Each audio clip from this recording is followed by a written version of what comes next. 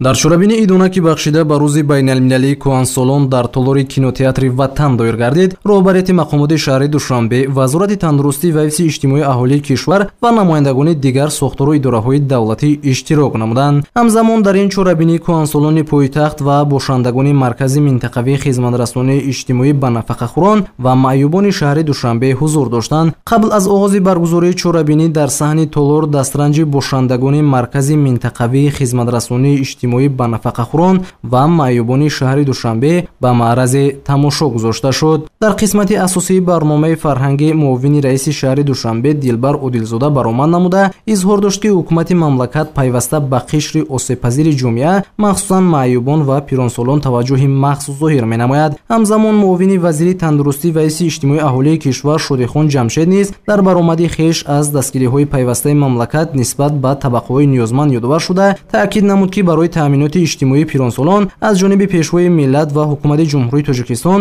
мунтазам тадбирҳои муассир роҳандозӣ мегарданд. давлат ва ҳукумат ҳамасола ҳамарӯза кӯшиш ба харҷ дода истодааст ки барои шумо кӯҳансолони азиз хизмати шоистаеро ба миён биёрад.